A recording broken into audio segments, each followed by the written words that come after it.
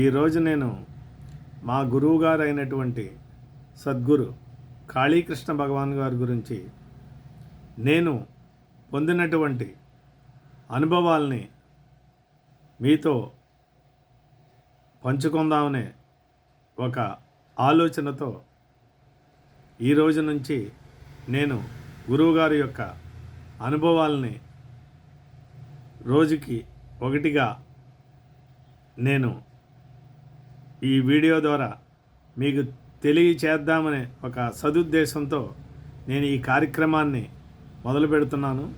ఈరోజు మొదటి రోజు. గురువుగారి యొక్క నామం ఓం నమో కాళీకృష్ణ భగవాన్. గురువుగారు ఈ నామం గురించి ఒక 4 విషయాలు మాకు తెలియజేశారు.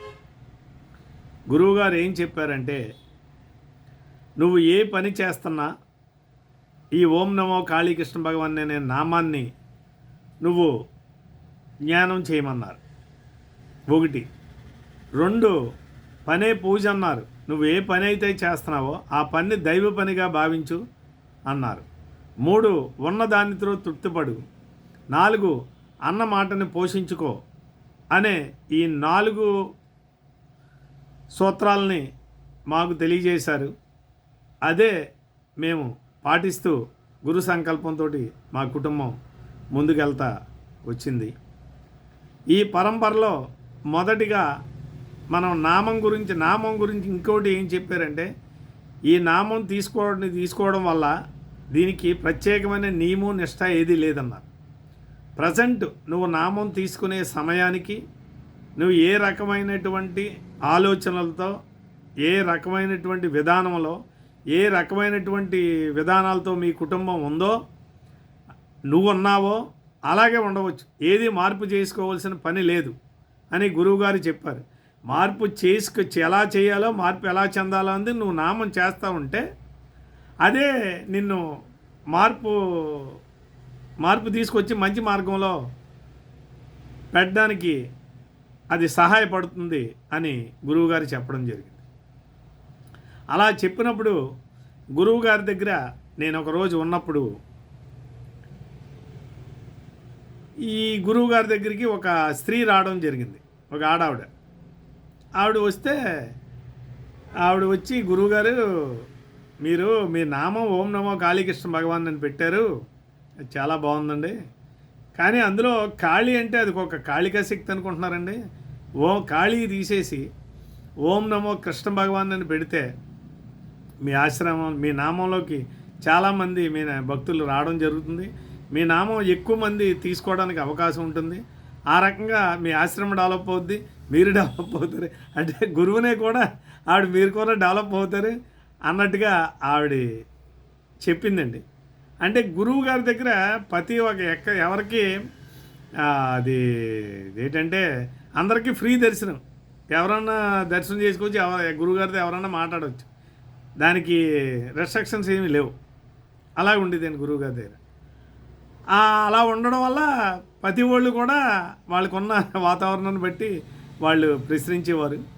ఈవిడి గురువుగారు, మీరు ఈ నామంలో ఈ ఓం నమో కాళీకృష్ణ భగవాన్ అన్నదే, మీరు ప్రతి నామంలో ఓం నమో కాళీకృష్ణ భగవాన్లో కాళీ తీసేసి ఓం నమో కృష్ణ భగవాన్ అని పెట్టండి, బాగుంటుందని చెప్పింది ఆవిడ. అప్పుడు గురువుగారు ఏం చెప్పారంటే, అమ్మా నువ్వు నన్ను నమ్మేవా అని అడిగారండి. ఫస్ట్ ప్రశ్న. మిమ్మల్ని నమ్మేనండి నేను అంది. అప్పుడు నా మీద నీకు ఏ విధమైన అనుమానం ఉందా అన్నారు.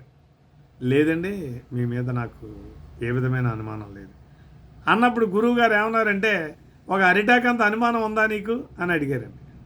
ఇదేంటండి అరిటాకేటి, అసలు నా అనుమానం లేదు మీ మీద అంది.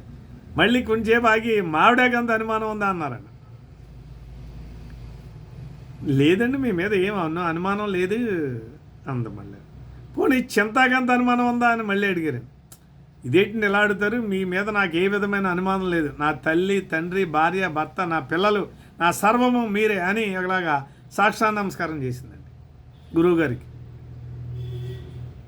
అప్పుడు గురువుగారు ఈ సాష్టాంగ నమస్కారం చేసినప్పుడు నమస్కారం చేసి పైకి లేచింది. అమ్మా, ఈ రోజుకి మా ఇంటి వద్ద ఉండు అని అన్నారండి గురువుగారు.